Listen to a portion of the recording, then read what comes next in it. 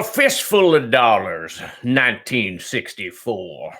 San Miguel is bogged down by greed and corruption as two gangs compete to keep the town under their thumb.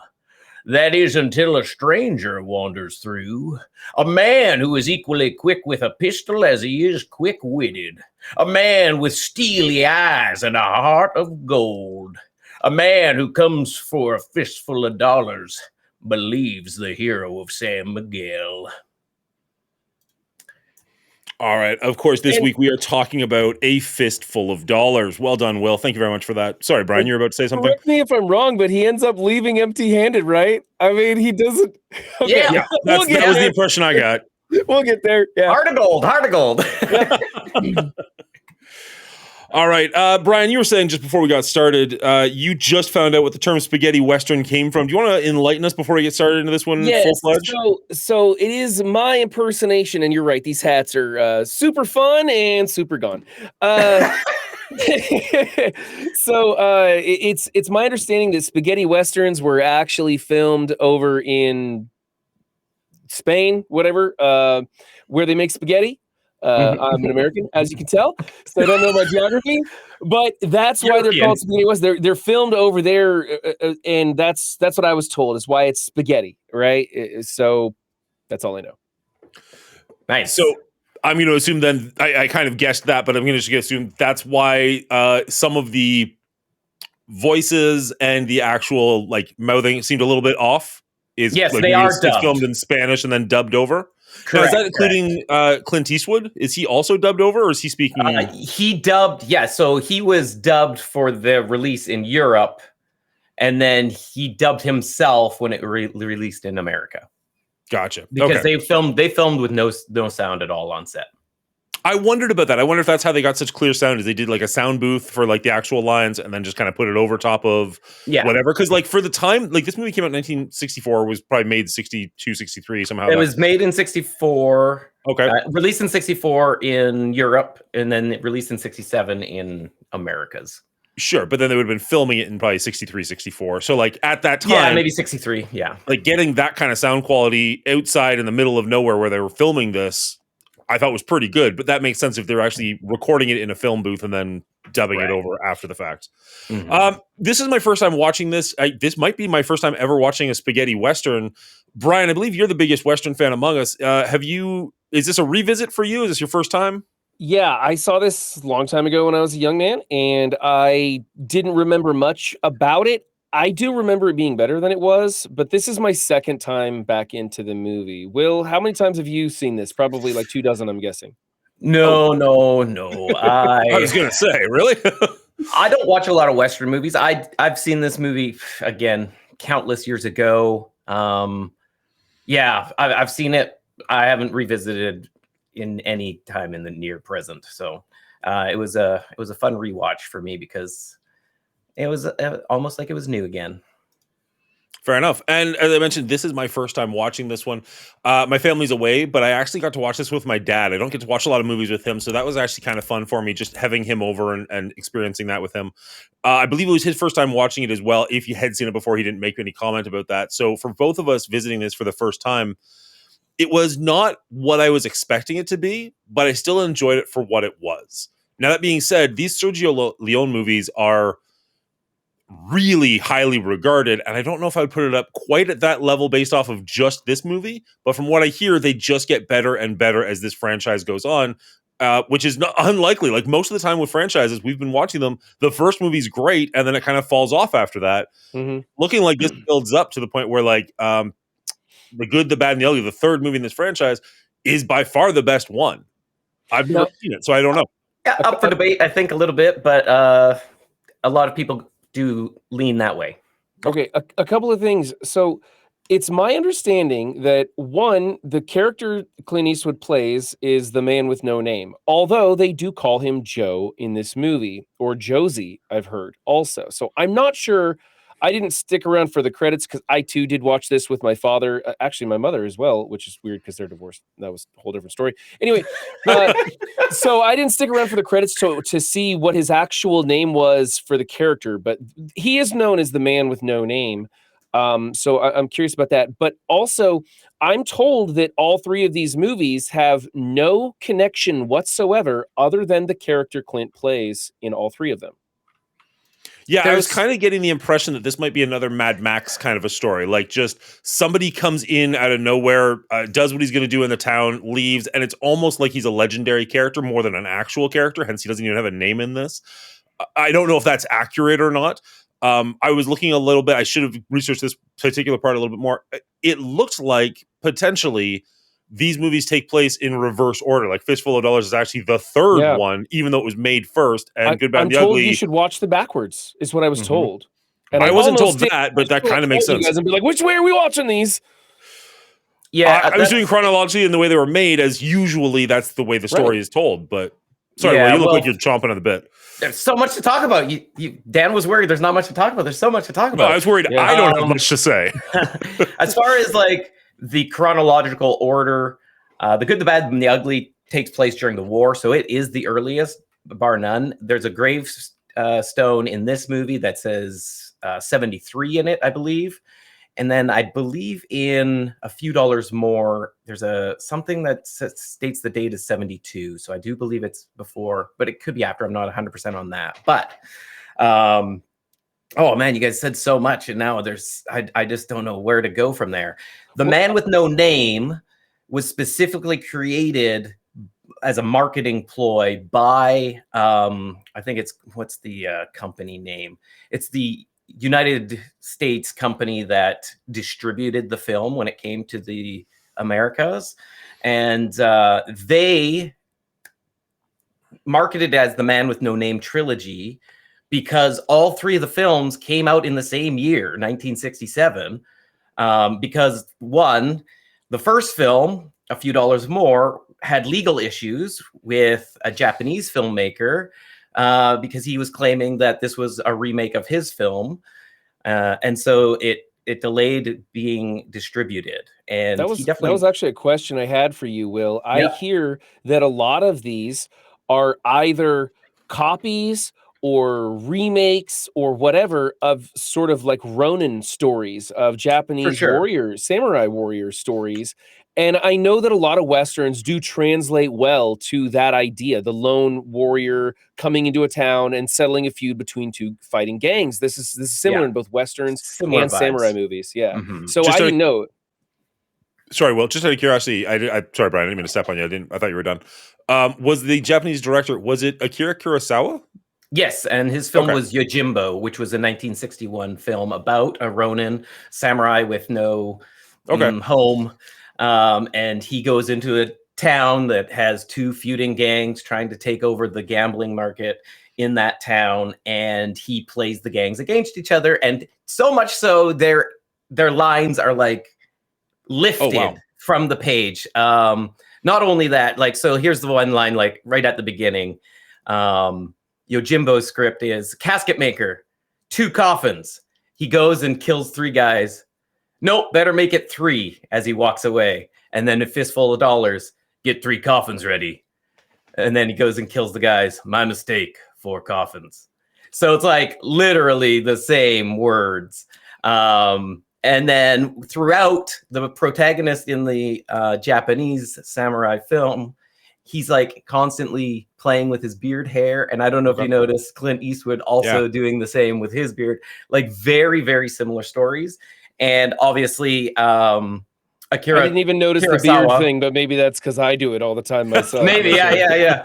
So Akira Kurosawa wrote to Leone and demanded, a little bit of something, and he got 15% of distribution of this movie, and actually made more money off of this movie than any of his own movies, actually. So, oh, really? Okay. Now, a member of our chat points out, and we don't fact check here because, well, I'm American, so I never fact check. Technically, this was based off a book called Red Harvest. Yojimbo and The Last Man Standing was also. So, I mean, if they were both based off of the same story, they could just draw similar concepts. Maybe they didn't rip one another off. They were just both kind of coming from the same source material. I don't know. It's very possible. I haven't read that book, but I've just seen each movie, and like the correlation is pretty abundant there. So yeah, the fact that like the line you quoted is pretty much dead on. It's hard to argue that. And even one. the mannerisms, down to the mannerisms of the protagonist, is kind of undeniable. So okay, yeah, it's an interesting backstory. So it's crazy in that way. But you're right, also, Brian. A lot of Western movies kind of mirror that of old Japanese movies as well. Like Magnificent Seven was kind of a remake of Seven Samurai, Seven Samurai, and things like that. And you see it throughout because, again, it just really plays well in the West because it's kind of this lawless frontier, and it's the end of the samurai era into the lawlessness there as well. So it just kind of goes hand in hand. It seems chat's pretty hot on these Western movies. I'm glad they're getting excited. And if for those of you watching this video on YouTube, you can always come to Dan's channel and on Twitch and watch us do this live while we record these and get involved in that conversation. Though we don't communicate too much with chat, we're always reading what they have to say. Twitch.tv/The Monguli Show, just in case you're curious. There we go. Not Dan's channel. That won't get you very far. In the links below is what I usually say because I can't remember stuff. So the big question, guys, did you enjoy this movie? Was it fun for you? Did it entertain you? Because I did. I watched it with my family. We had a good laugh at a couple of sequences in this that were kind of hokey or whatever. And there were some interesting things in this that kept me engaged. It wasn't the most riveting story ever, but I did have fun watching this movie. I like Westerns, and this was good for me. Dan, how about you? Was it something you really liked? Oh, you're jumping straight to me. Okay, I was going to go to Will. I am not a huge Western fan. I love Tombstone, and there have been a couple others that are enjoyable for me, but I'm not a big fan of the genre as a whole, so I don't seek them out. So I don't have a whole lot to compare this to on that front. That being said, watching it with my dad, I did enjoy this movie. I didn't love it. I don't know that it's one that I'm going to revisit over and over again, but I enjoyed it enough that I'm actually really looking forward to watching Few Dollars More and The Good, the Bad, and the Ugly to see where this character goes, where the story goes, where Sergio Leone grows as a director. You hear about how incredible he is as a director. I'm not entirely sure I feel all of that based off of this movie alone, but that's also why I wanted to have this conversation with you guys, because it might be that fact where, like, I'm not giving him enough credit for starting some of the things that he started.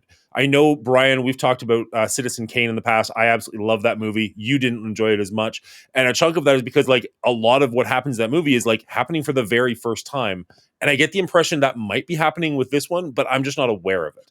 Now, that being said, you asked if I enjoyed this movie. Yes, I did. I there were parts of it that I found really interesting. There are definitely qualms that I have with it. I didn't love it. I didn't think that this is perfect by any stretch of the imagination. But I'm really happy that I watched it. I'm really curious to see where the rest of the franchise goes. What about you, Will?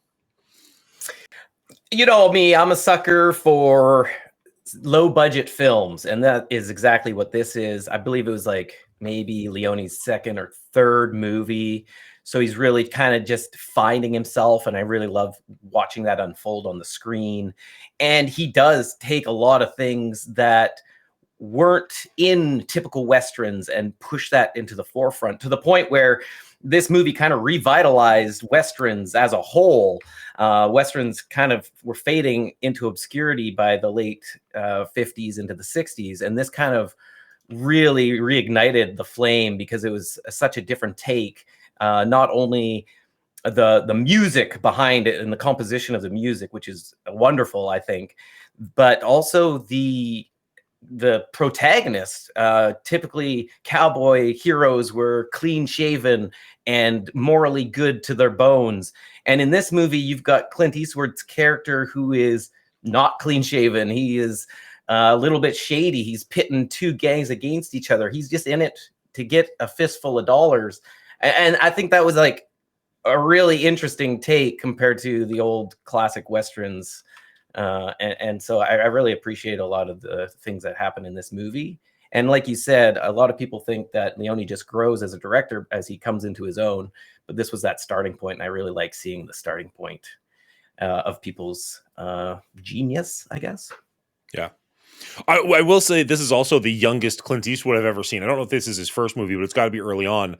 He's a good looking man. Like I'm used to him being an old man, you know what I mean? Right. So like seeing him as a young man, like you're right. Like he's not clean shaven. He's kind of a badass. He's kind of funny in this movie, but like he is a leading man. And again, I don't know if this is his first movie, but if this is, like, it is a strong start for him. Yeah, it's even though his he doesn't have first- a lot of lines necessarily. But No, for sure. It is his first lead role in a movie, and it did kind of rocket him to stardom once it kind of took off.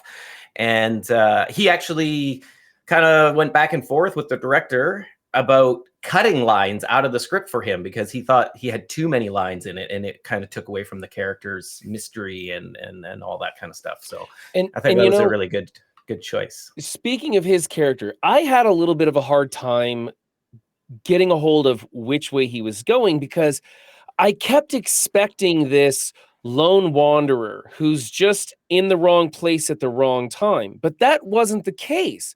He intentionally went here and found Opportunist. an opportunity to get in between two people and make a bunch of money. And he was really trying to do that. It was a hustle for him. And I wasn't expecting that. And he kept acting like the lone wanderer who wanted to be left alone, but that wasn't who he was.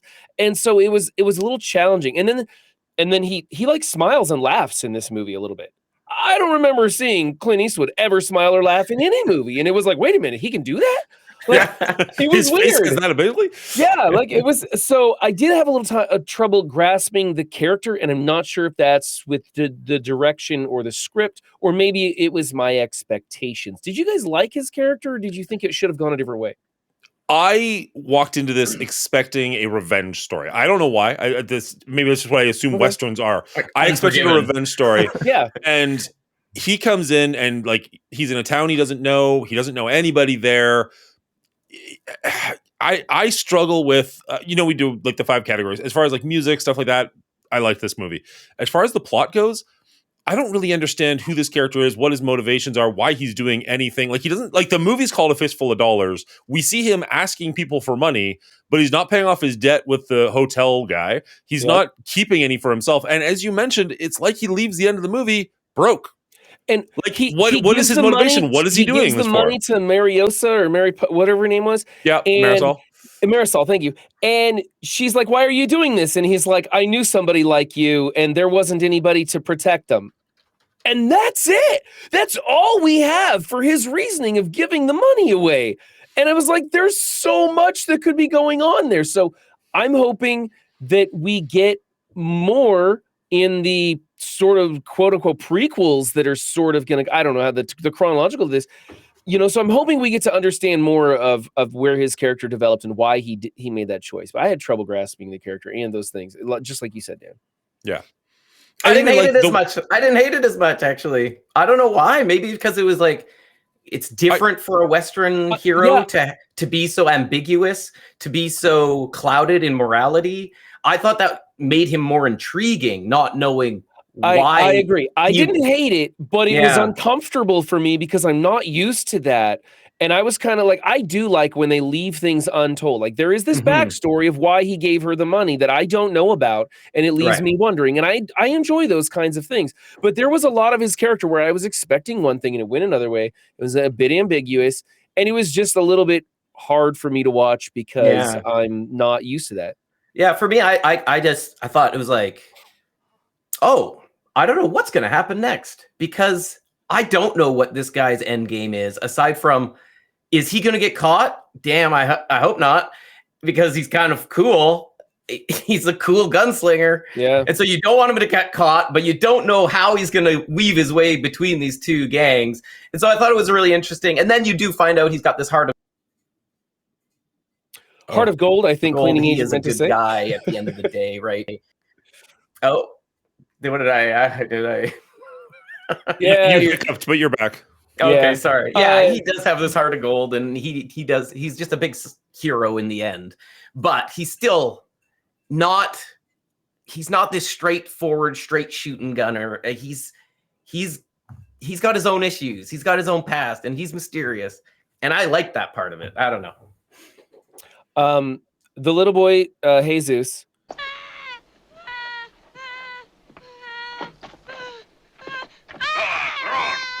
That was terrible. You know, I was gonna say that. Oh, I was gonna bring it up.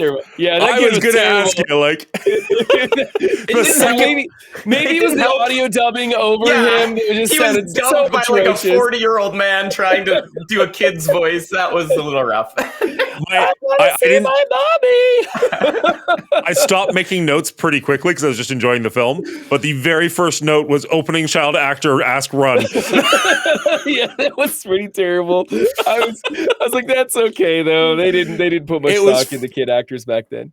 It was fine for what it was. You got the point across. Yeah. Yeah. So I'd like to talk about a few things that bothered me about the film. Go for it. One, Clint Eastwood was like looking around a corner, shooting from the hip and shooting rope at like 50 paces. And the guy who's standing underneath the thing held by the rope is off looking the wrong direction, even though the gunshots are coming from over here. And I was just like, this whole scene is just stupid beyond belief. Fun, but really stupid. There were lots of things where they're shooting from the hip or shooting a rifle from the hip, and they're just extraordinarily good marksmen. Kind of crazy. I know that they had to set up, he's shooting the heart on the breastplate because he always shoots for the heart. Mm-hmm. But then they were kind of pounding it home when Eastwood was wearing the breastplate underneath, and he's like, always aim for the heart. Be sure to hit the heart over and over. And I'm like, dude, at this point, why aren't you shooting him in the head? Like, come on. He's obviously like, so there's those things. And then the special effects at night, and this is the special effects in general, from the blood to the lack of blood when they get shot and they're just like, and they fall over and there's no bullet wound. They didn't have squids back then, so probably that's normal, I guess. I'm not really sure. And then the nighttime scenes, which were obviously shot in the day and then filtered to make darker. I understand they didn't have the lighting effects. I did appreciate when they went into a room and it was very dark and someone would turn on a lantern. And of course, the entire room gets lit up because they're using stage lighting. But it did look cool. I was like, that's a good way to showcase that this is at night and it's candlelit. And they would turn on lantern. They did it several times throughout the movie. I was like, that's kind of neat. But the special effects, I just don't know how to grade this movie because the special effects are crazy. So there's two things there. One, the ridiculous shooting and stuff. And then two, the special effects. And I need to ask you guys about the special effects. What do you guys think about them? Were they good for this era or was this terrible? I hit the things you're talking about. I hit a few more, but I didn't even consider that it was shot during the day and then made to look at night. That makes kind of more sense. But the scene you're talking about, where like there's one guard and he's like shooting from one direction, he's looking the other direction, was clearly midnight. Like that was dark. Yeah. And then at the same time that that's happening, they're riding through the countryside and like it is daylight. You can see clouds. The sun is shining. You're just like, what is going on right now? Like, that's what they did because they didn't have the camera ability to film at night. I think Will can attest to this. And so they would film in the daytime and then they'd filter it to make it look darker. They'd put the little, around the edges of the border, it would be really dark. And that makes perfect sense knowing that now looking back at it. But when me and my dad were watching it, we're just like, wasn't it midnight like a second ago and now it's dawn and then you're back to midnight like the next thing you're just like, I assumed an editor missed something, but that does you bring up a good point that I hadn't thought of. That does make sense. I just don't know if that was good for the time or not. So I don't know how to grade this if the special effects were on par. The blood on Clint Eastwood's face after he got beat up looked stupid. It looked like somebody threw red jelly on him. Like red jelly would have looked better, actually, I think, than what they did. It looked absurd. And then, of course, there were lack of bullet holes when someone got shot because I don't think they had invented squids at the time. Squids are, by the way, little packets, like ketchup packets, basically, that are set to explode when the gun trigger is pulled, so it looks realistic, like they're getting hit. The lack of blood didn't bother me as much as, and maybe this is I grew up in the 90s with like Die Hard and stuff like that, was the lack of like any, like, what's it called? Like muzzle flare. Like the Gatling gun is going off and they're taking out the entire like squadron in the army. And like, if you had that on mute, you would not know that anything was happening.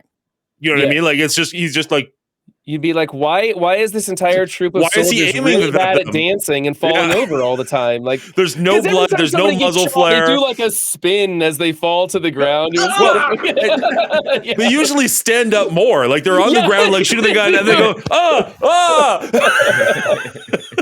But Yeah. no, that bothered me a little bit. Where I was just like, okay, like I don't know if that was normal for the time. I don't know if that kind of gun would make a muzzle flare, but it just kind of looked like nothing was happening, and it was just like, okay. What about you? Well, you know more about the actual inside the industry stuff. Yeah, I Sure you do. Oh yeah, well, they're called. I think. Are you saying squid or squib? Sorry, you're right. It's squib. I was saying Yeah. squid. You're right. It's squib. Yeah. There Yeah. were squids around. They didn't use them much in film. I believe also black ink.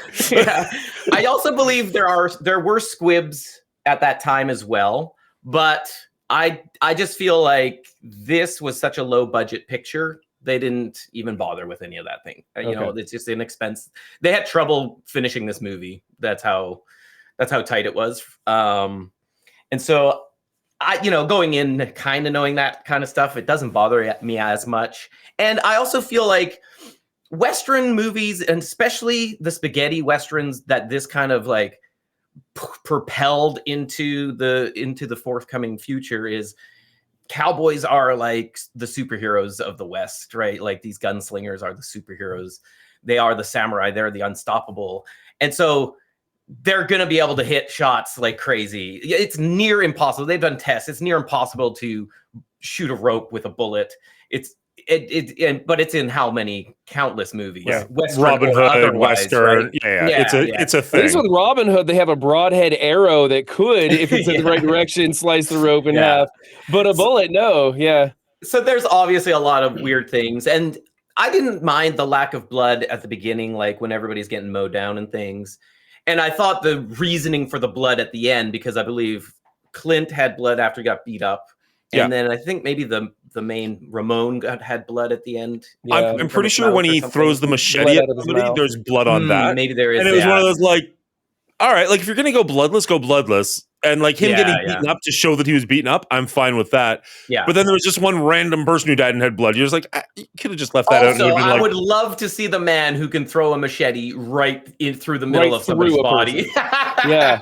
I don't want to see that person. No, I'm good. I mean, to me, it's like the superhero westerns. I'm okay with it. It's just like this. You're in this fantasy world of this guy is unstoppable, and he's up against Ramon, who's unstoppable, and it is what it is. When he threw the machete through that guy, I looked over at my sister who was in the room, and I went, "Stick around," and she knew exactly what I was referencing, and we had a good chuckle. Yeah. Nice. And like you're almost like that could have been in this movie, right? Like it would have fit. It would have almost fit in this movie because it's like so amped up. And I think this is coming after, and it's in the intro as well. Like the title sequence we didn't really talk about, where it's like this animated sequence, and that's the crazy soundtrack happening, and the animated cowboys riding. It was very James Bond-esque, and I think that's what they were playing into, right? Like this is the new action movies of the West, and I think they were playing up. We want it to be like the James Bonds. We want it to be action packed. And so, I kind of got that vibe from the get. And so I just let it ride, baby. Just let it ride. This is 64. When did they start making James Bond movies? Like when Dr. No is the first one. So when's that? While you're looking that up, just one of the things I found that I thought was kind of funny. This is from 1964. We don't know how accurate this is, but the box office says the budget was about $200,000 for this movie, and they made $14.5 million in Canada and the US, which is a great return on investment. Wow. But then if you go worldwide, is 14,516,000.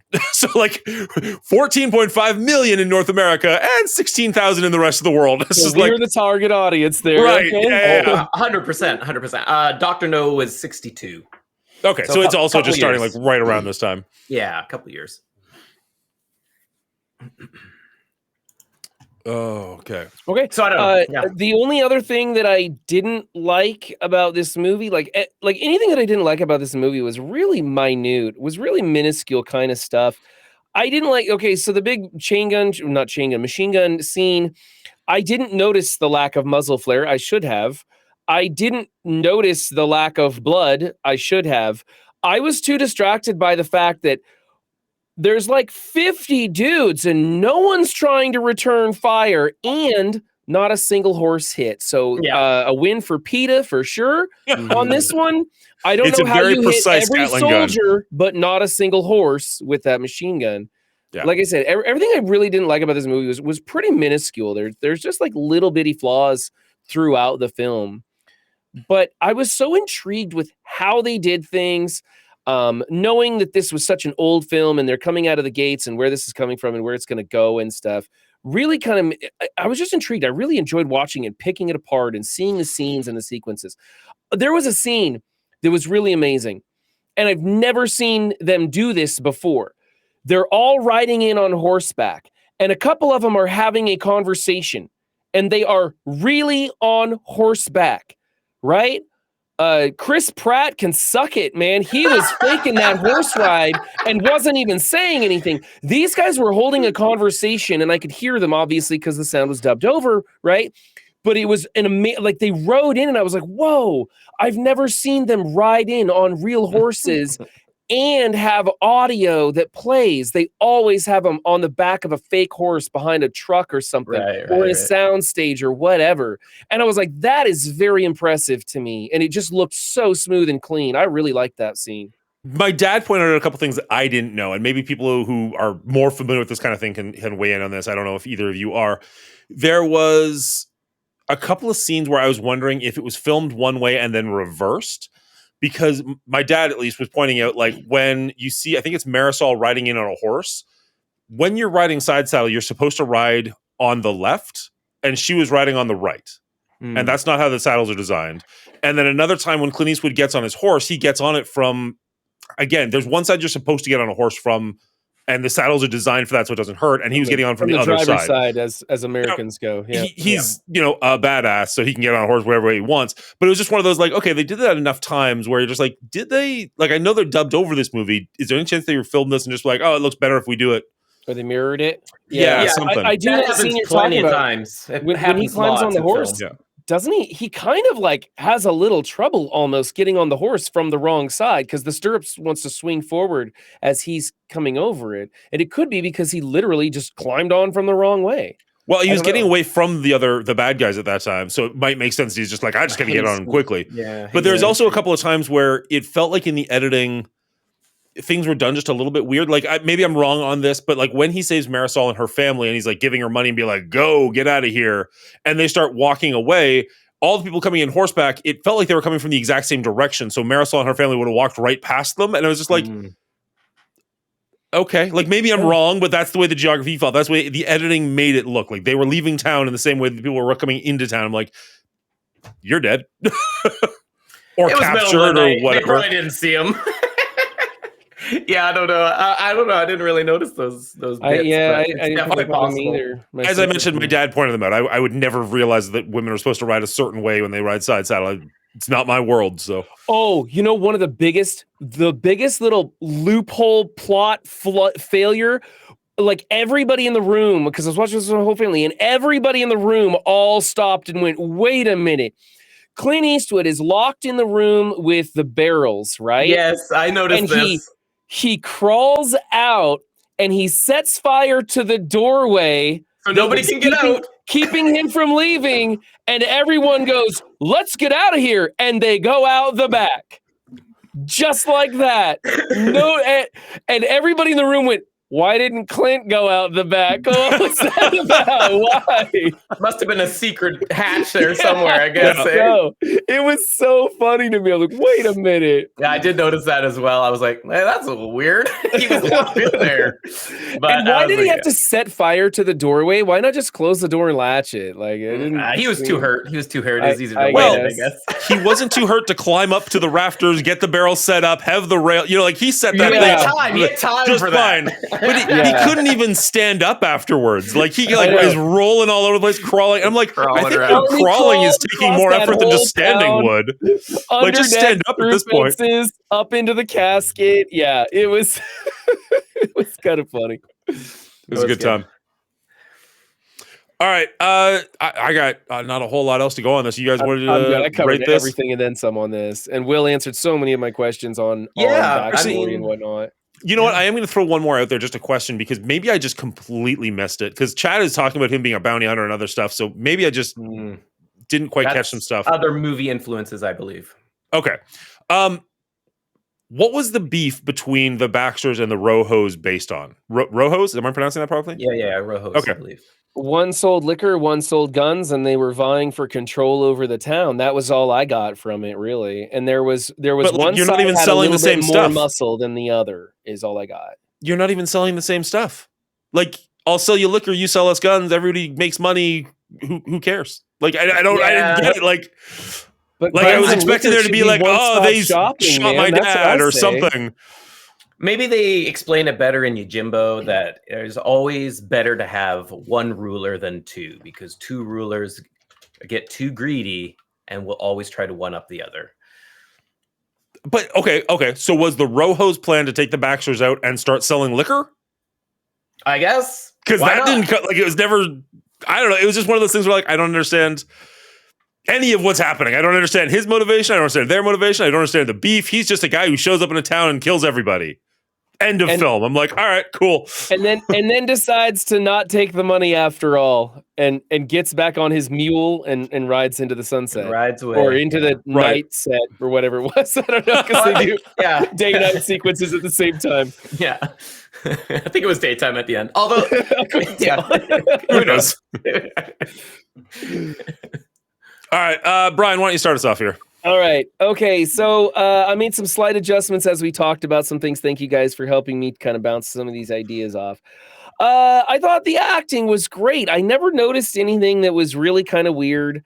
I mean, being it's kind of audio dubbed over and a little different, that was something else. But like, none of the characters aside from the child pulled me out of it. I was in it. Like, I was just in it. Even though I didn't understand it, like Will said, because the character was so ambiguous, it kept you intrigued, and I was paying closer attention to it, if anything. So acting was great. I don't necessarily understand the script, but it was fun.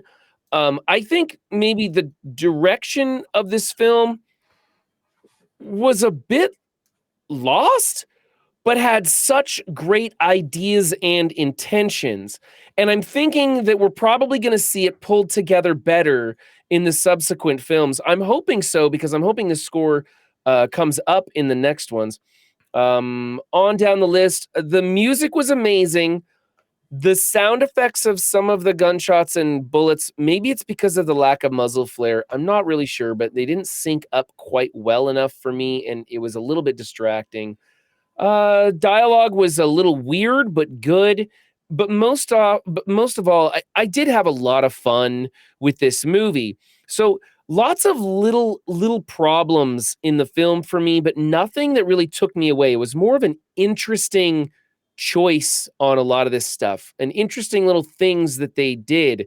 And if anything, it pulled me into the film almost more. So I kind of liked it for its flaws. For me, this movie doesn't come in super hot because of all the little things that are technically wrong with it. But overall, I gave this a 69. I thought it was a solid Western, a good place to start, with a lot of interesting things going on in it. And I'm curious where we're going to go from here. Very nice. All right. Will, do you want to go next? Or you want me to take over? Player's choice. All right, then. I'm going to mirror almost everything Brian just said. I really enjoyed the music in this one. The sound effects were fine, but yeah, they weren't great. I don't know exactly what a pistol from back then should sound like, but they sounded a little weird to me. But overall, I thought the music design was really well. I thought the composition of the songs was really cool. It's not as iconic as other songs that we're going to get later on in the franchise, but it was really cool for what it was. The cinematography, I thought, looked good. Like the actual countryside, everything about this looked great. Some of the shots were really cool. It did a great job of making Clint Eastwood look like a badass, look imposing. Like, I thought he did really well. As far as the acting itself goes, I liked Clint Eastwood in this movie. Nobody else, little kid aside, took me out of it, but nobody else really brought me in either, with the possible exception of I actually really liked the the gravekeeper. He was kind of funny. But everybody else in this movie was very forgettable to me. Including like the main female, who I thought was supposed to be his love interest and clearly wasn't, has, I think, one line in the entire movie, and it's just like, why are you doing this? The plot on this one just lost me. I needed something from somebody. I understand that it's called The Man with No Name. You're not supposed to know who he is or where he comes from or something, but like literally any motivation from any character would have been nice. Maybe I just missed it. I don't know. It wasn't there for me. But overall, I did enjoy this movie. And I'm hoping that when I see the other two, it'll make a little bit more sense to me. It'll connect some dots, and I will enjoy it even more after that. But I didn't love this movie, and it's not necessarily one I'm looking to revisit anytime soon. I gave this one a 61, and that score did fluctuate mildly after talking to these guys. They did bring up some good points. But overall, I didn't love it. I liked it quite a bit. I'm really glad I saw it. I just didn't love it.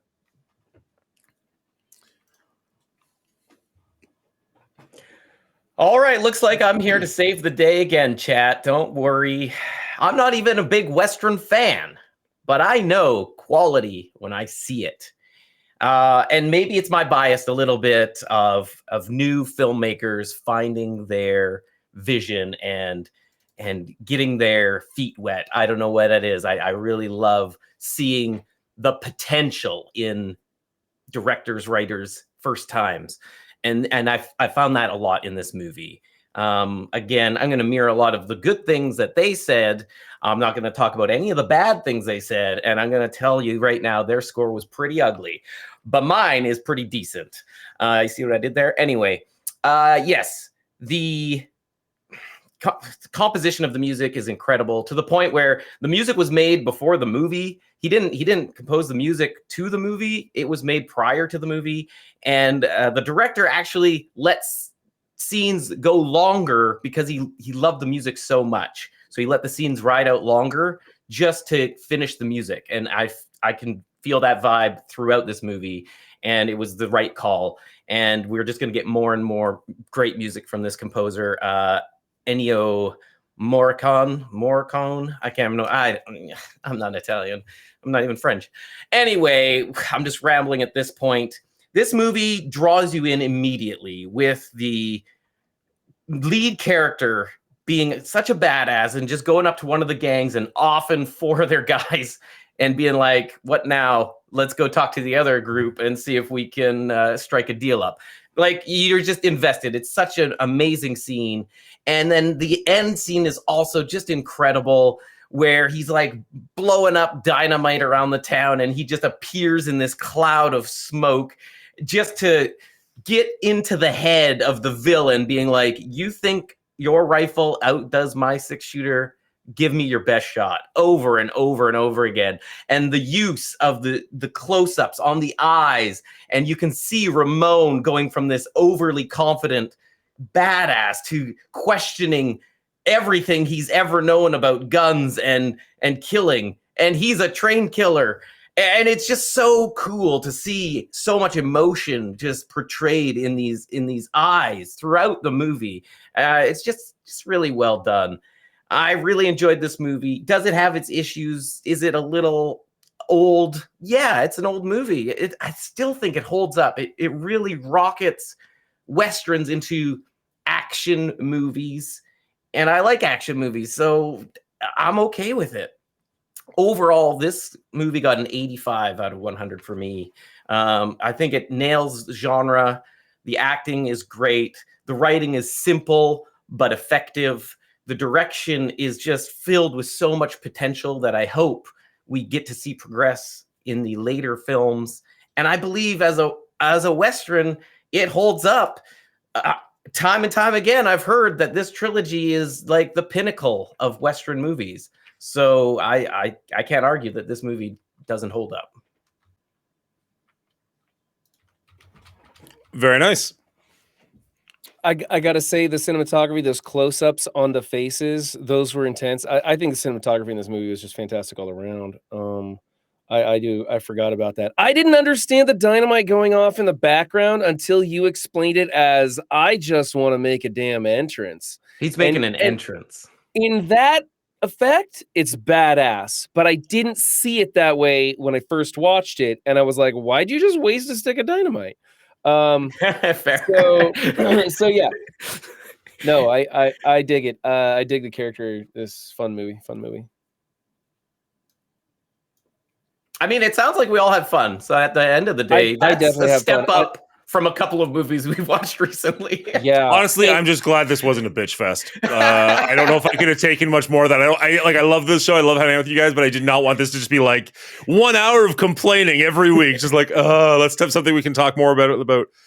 You're welcome, chat. You're welcome. I know. I saved the Westerns for us. I'm really looking forward to the next ones to see where they go from here because, like I said, and Will said this too, tons of potential with the direction of this movie. Tons of potential. I just don't feel like some of these shots were pulled off well, and there were just little flaws for me all over the place. But those flaws made it interesting. They did. They made it interesting. I felt like the quality of this franchise has yet to be seen.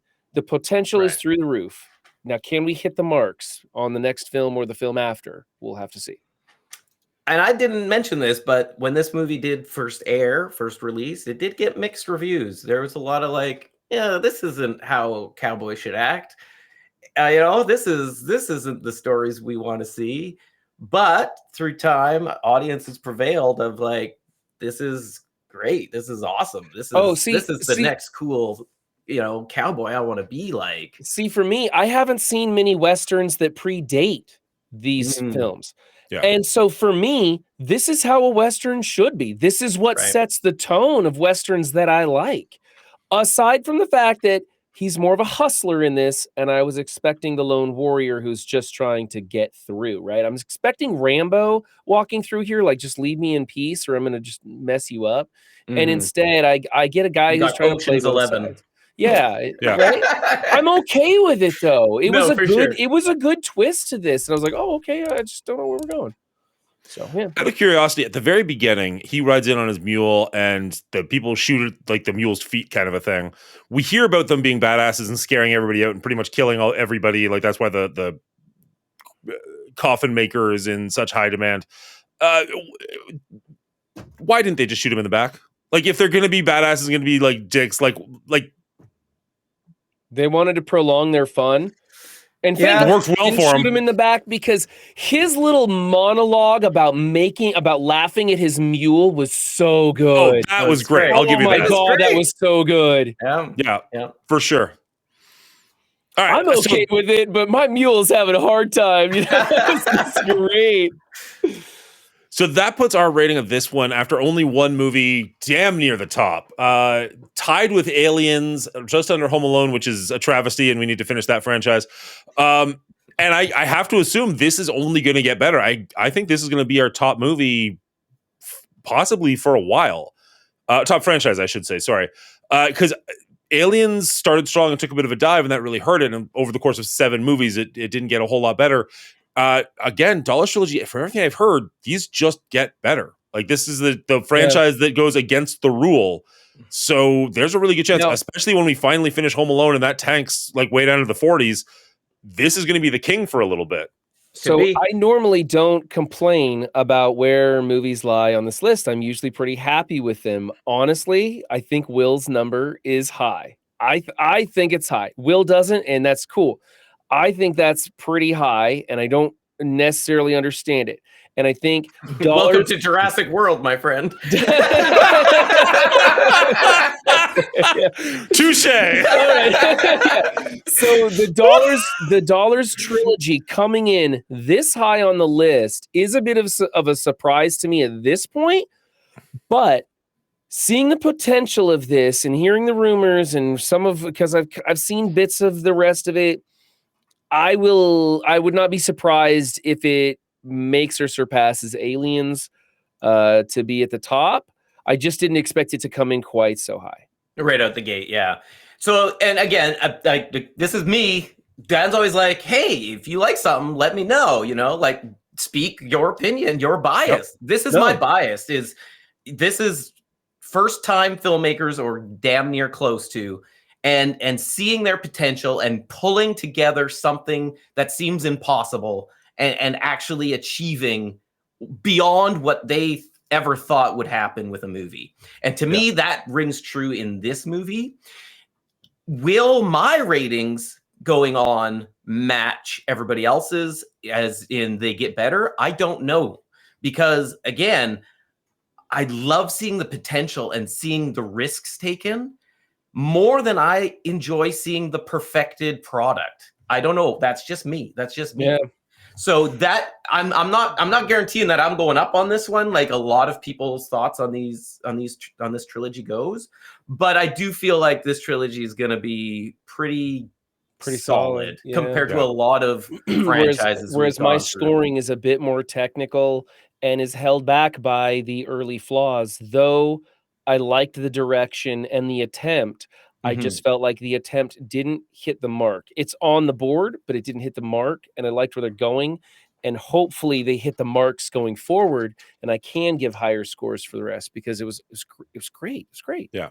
All right, that was our rating of A Fistful of Dollars. What was yours? Let us know in the comments down below. I would love to hear from you. How far off were we, or are you actually pretty okay with where this ended up on our board? It's, I mean, pretty much at the top. You can't be too sad about that, I would think, but maybe it should be even higher. I have no idea. Let me know what you think. You can reach us over at twitch.tv/The Mongoolie Show if you want to watch this live, or if you made it this far in the video, consider hitting the like and subscribe button so that I see you in the next one.